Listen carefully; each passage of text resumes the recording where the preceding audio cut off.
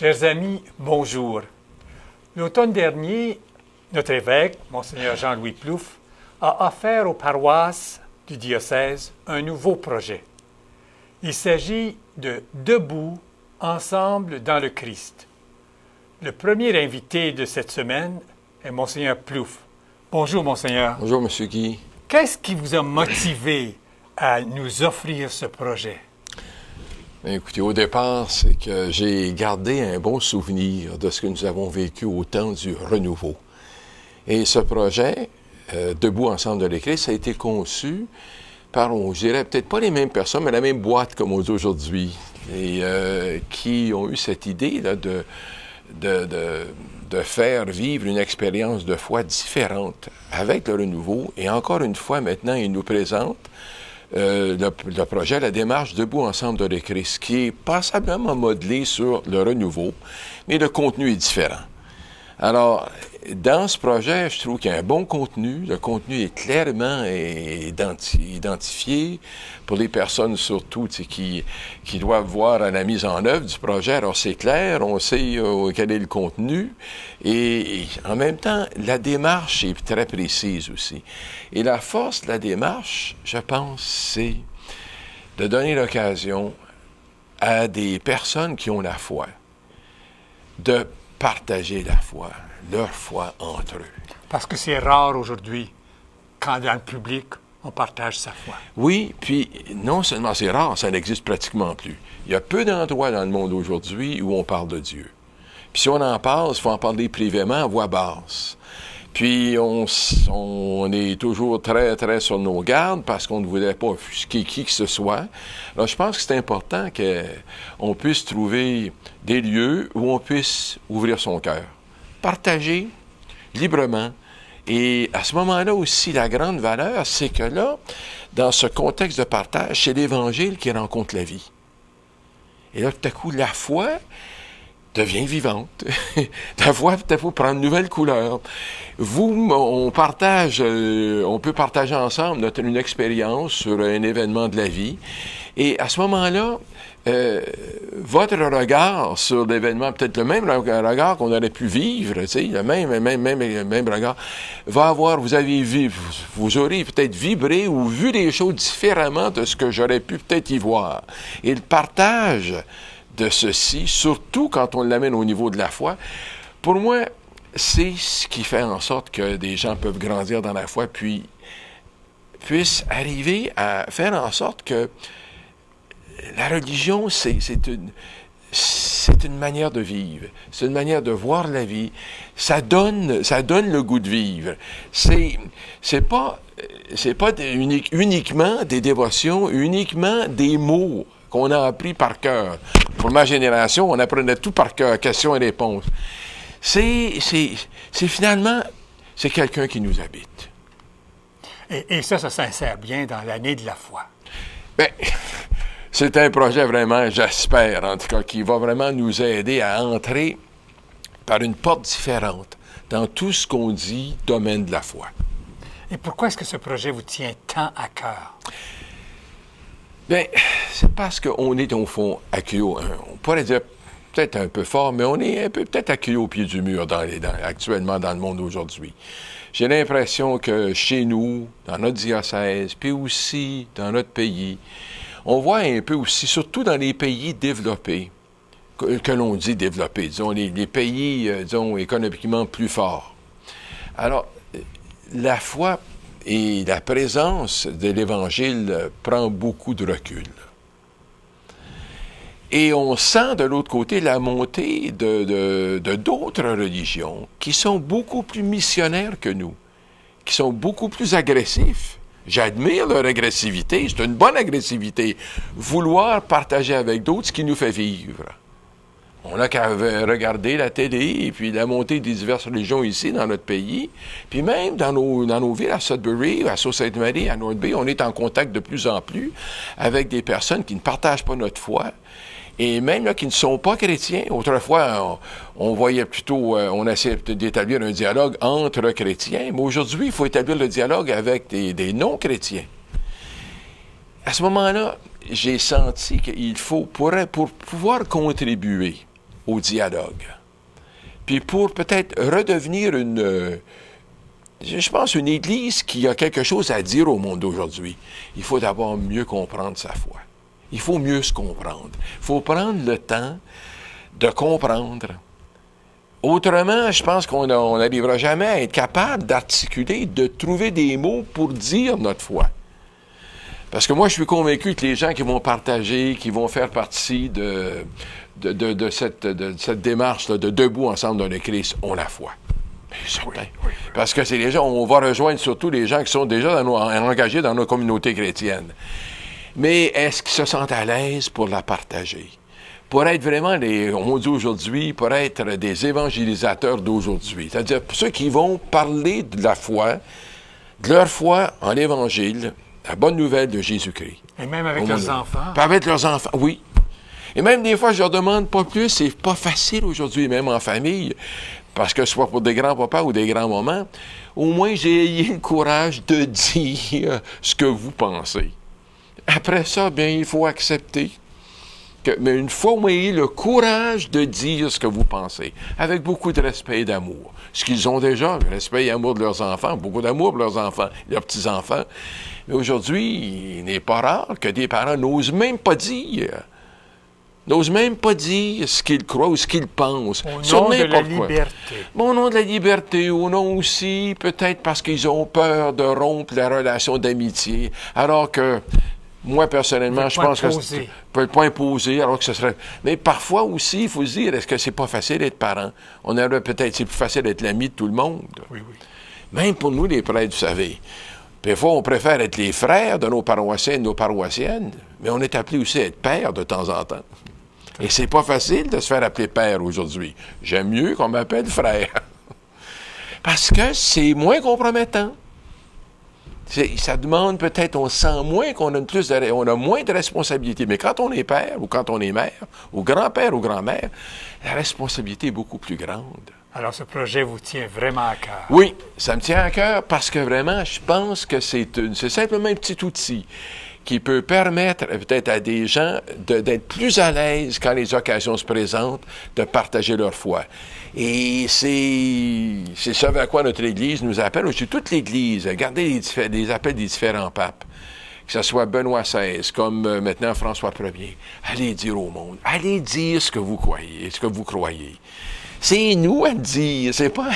Puis la manière qu'on va le partager, c'est beaucoup plus fort entre nous, personnellement, que ce qu'on peut entendre peut-être un programme religieux à la télé, qui est toujours un petit peu loin, qui peut être peut-être bien fignolé, très beau, bien avec une belle logique, mais ça ne remplace pas le témoignage personnel de personnes qui sont près de nous et que l'on connaît. Et c'est ça qui est important. Combien de paroisses ont répondu à votre appel?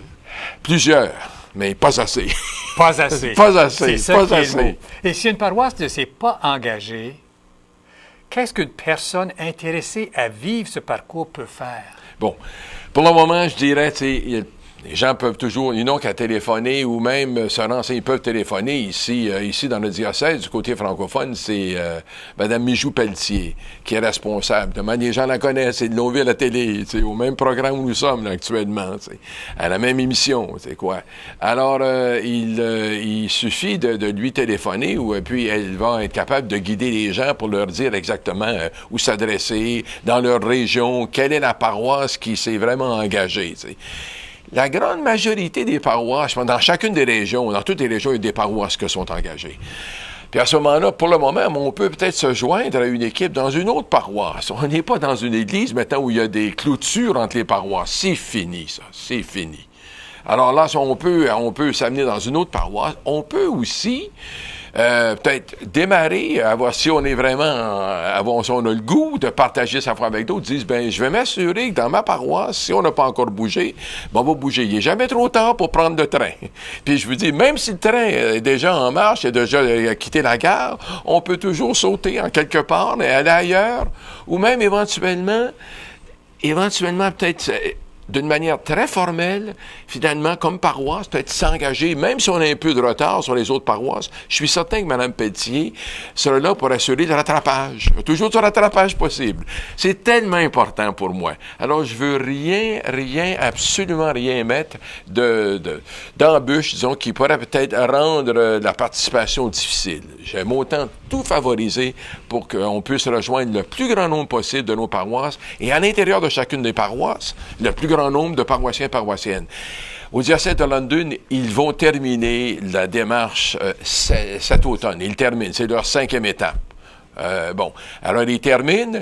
Il y a des paroisses où, à un certain moment, il y avait plus de 200 personnes qui étaient vraiment en dialogue dans les petits groupes. Ça ne peut pas ne pas changer l'Église. Je suis convaincu.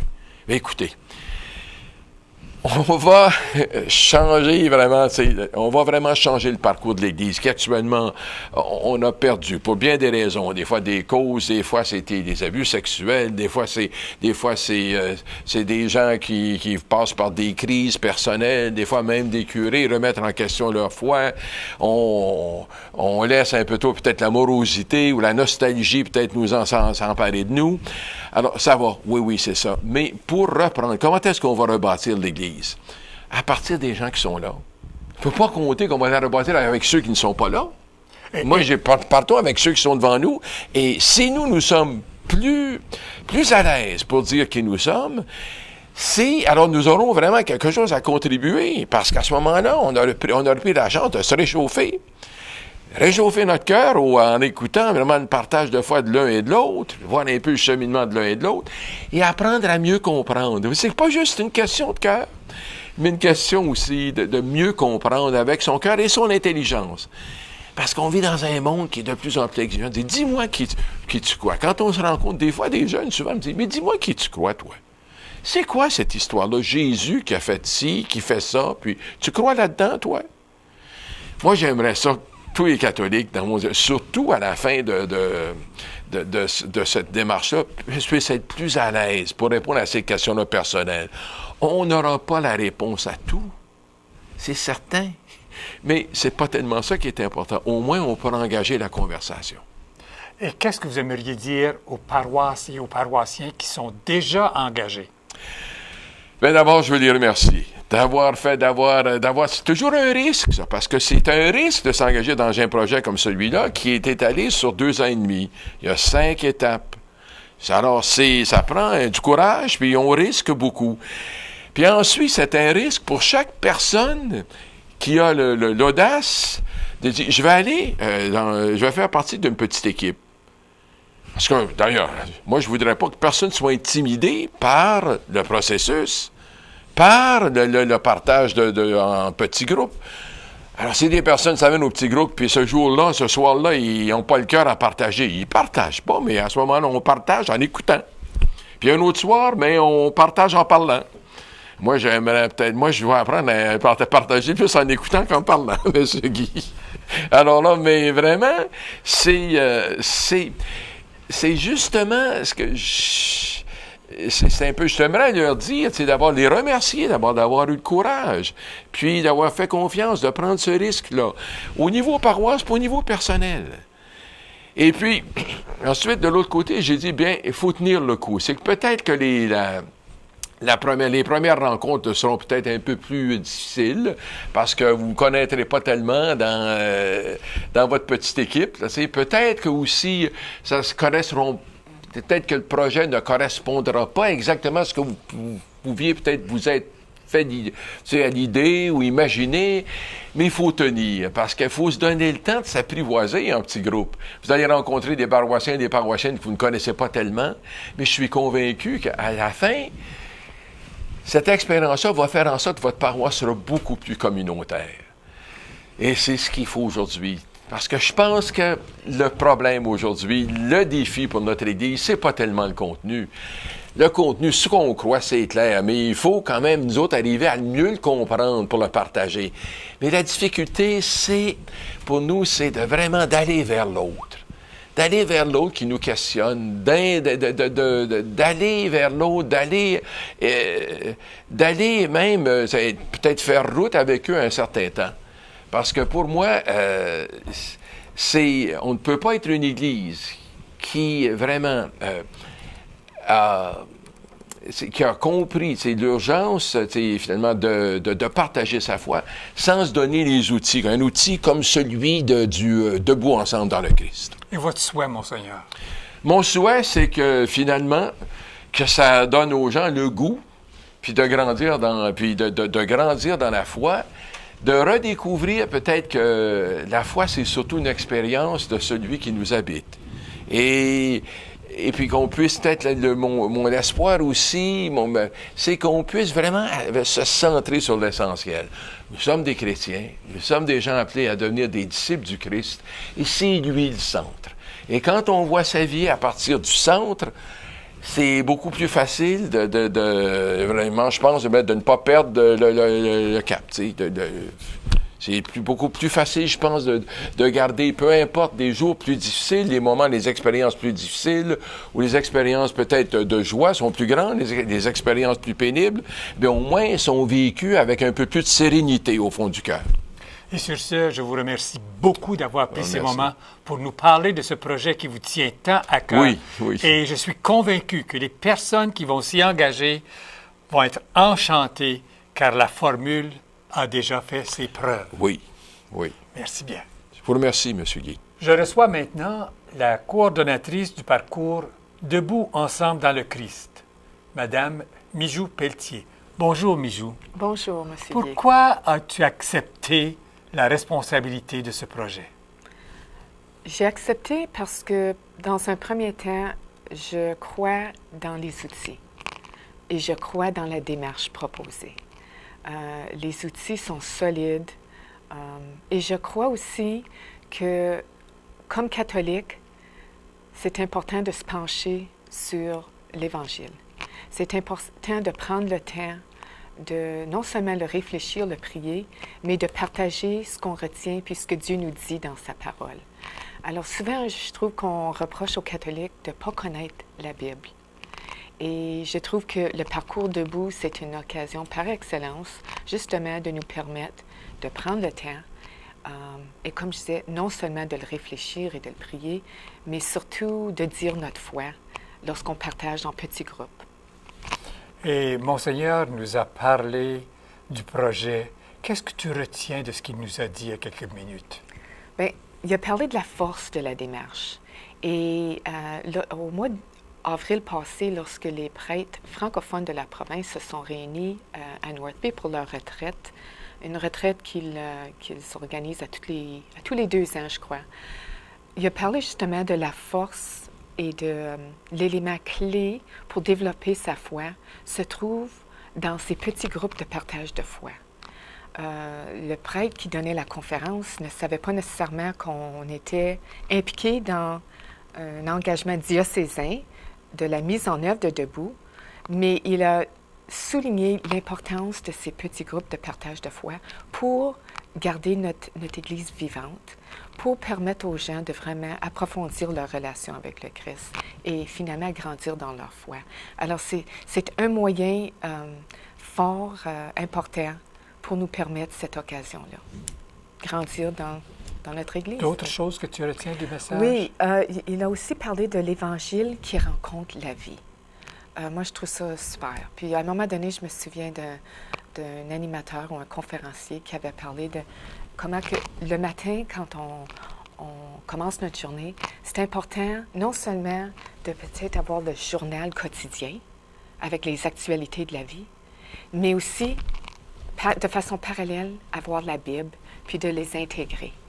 Et alors, pour moi, c'est un message important qu'il a souligné, que l'Évangile rencontre la vie. Puis, lorsque l'Évangile rencontre la vie, on grandit dans sa foi. Ça nous donne le goût de vivre notre vie pleinement. Ça nous aide à reconnaître cette personne qui nous habite. Ça nous donne des mots pour dire notre foi et mieux comprendre avec son cœur et son intelligence. Ça, tu aimais ça. Beaucoup aimé ça, parce qu'à un moment donné, je me souviens d'une citation, j'ai oublié l'auteur, mais elle a dit que la foi, c'est un acte d'intelligence. Parce que souvent, on sent un peu, comment je dirais, dévalorisé, si vous voulez, quand on parle de choses spirituelles, quand on parle de choses personnelles de notre relation avec le Christ. Des fois, on sent que, comment est-ce que c'est perçu? Puis des fois, on sent que c'est presque vu d'une façon négative dans notre société contemporaine. Mais de se faire dire que la foi, c'est un acte d'intelligence, bien, il me semble que ça va bien avec ce que mon Seigneur vient de dire, que ça nous aide à mieux comprendre avec son cœur et son intelligence. Tu as pris d'autres notes. Est-ce qu'il y a d'autres choses? Il a mentionné aussi cette question que la foi est une expérience de celui qui nous habite. Celui qui nous habite, ce Jésus, ce Christ, qui veut une relation intime avec chacun et chacune de nous.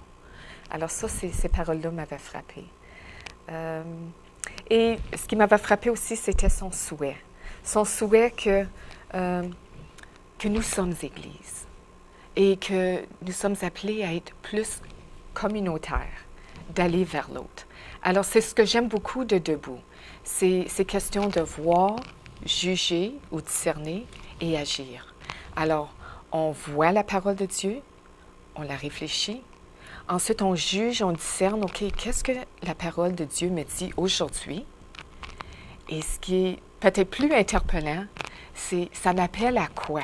Agir, aller vers l'autre, comme mon Seigneur a dit aussi. Alors, moi, j'aime beaucoup ce processus, voir, juger, agir. Et comme coordonnatrice, qu'est-ce que tu aimerais dire à nos gens?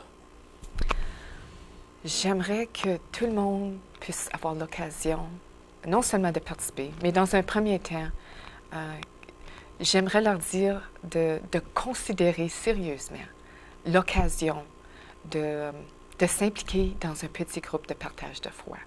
Moi, je suis convaincue que ça va être une expérience qui va porter fruit, qui va être riche, qui va tisser des liens plus étroits dans nos communautés chrétiennes, que ce soit par les petits groupes dans la petite communauté qu'on appelle, le petit groupe, mais à la longue, ça va avoir un effet sur l'Église dans l'ensemble. Oui. Des rappels que tu aimerais faire? Oui. Bien, comme rappel, on commence étape 1. Cet automne, on va faire des lancements, des messes de lancement au début octobre. Quand tu dis on commence cet automne, pourrais-tu dire quelle semaine ou quelle date? Est-ce que c'est la première semaine de l'étape 1? Mm-hmm. Donc, comme diocèse, on propose certaines dates. Entre autres, on propose au mois de septembre des fins de semaine, durant les messes, de faire des annonces.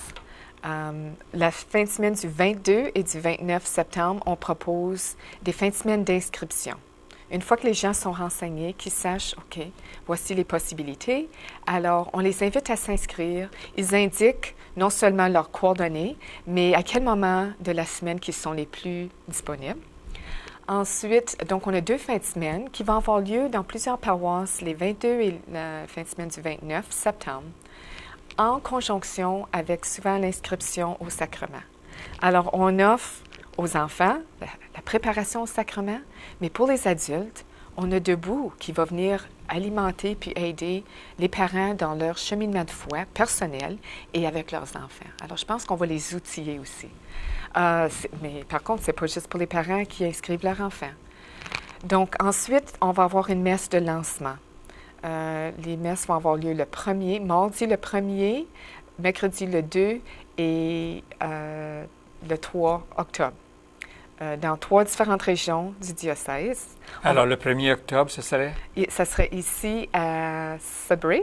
À Christ the King? À Christ the King, justement, à 7 heures le soir.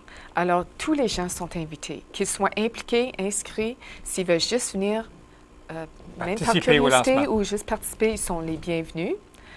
Ça va être vraiment un lancement, puis on va être un peu envoyé en mission dans chacune de nos paroisses. Et ensuite, le 2 et le 3 également, je crois que c'est à Sault-Sainte-Marie le 2 et North Bay le 3. OK? À quelle église, à Sault? À Sault-Sainte-Marie, ça va être à la Precious Blood. Ensuite, à North Bay, ça va être à la Pro-Cathédrale. Okay? Et ensuite, comme diocèse, on propose les semaines de commencer les rencontres. Une fois que les groupes sont formés par les équipes paroissiales, on propose de commencer la semaine du 14 octobre et de finir juste avant le temps de l'Avent, vers le 24, la semaine du 24 novembre. Donc, une fois par semaine. On propose aussi, puis je dis on, Renew International propose que les rencontres soient maximum 1h30. 1h30. Ensuite, ça, c'est ce que le diocèse et ce que Renew propose. Il faut dire qu'il faut respecter le cachet de chaque communauté. Je vous donne l'exemple de Werner et Lavigne qui ont décidé qu'ils vont commencer leur petite rencontre 2 semaines plus tard à cause de la saison de chasse. Alors, je trouve qu'il faut quand même respecter nos cultures communautaires. En fait de rappel, oui, et si vous êtes intéressés, si les gens sont intéressés ou veulent en savoir plus long, je les encourage de communiquer avec moi.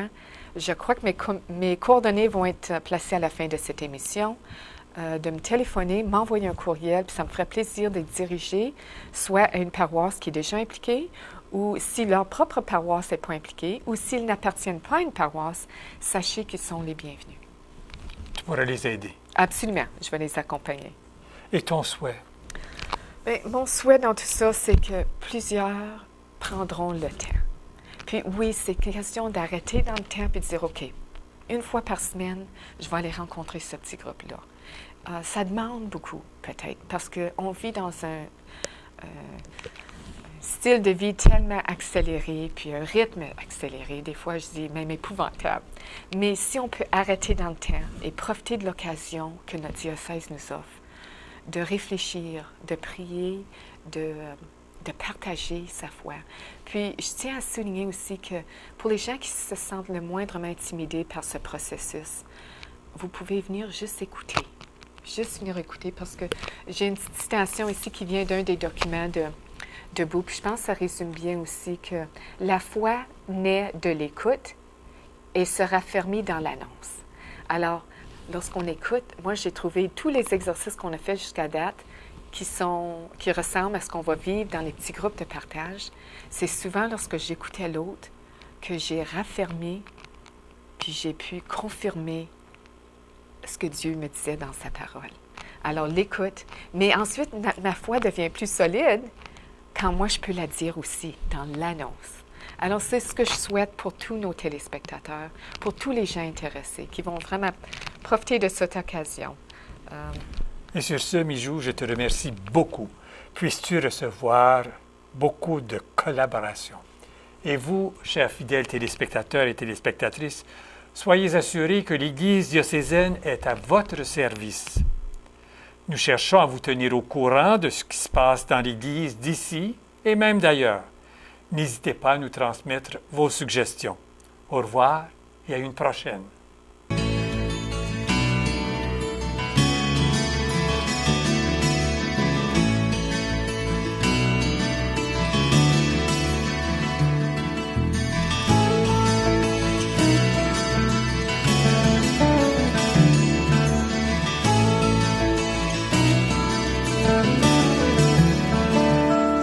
Ensemble, il me semble, on pourrait changer le monde de jour.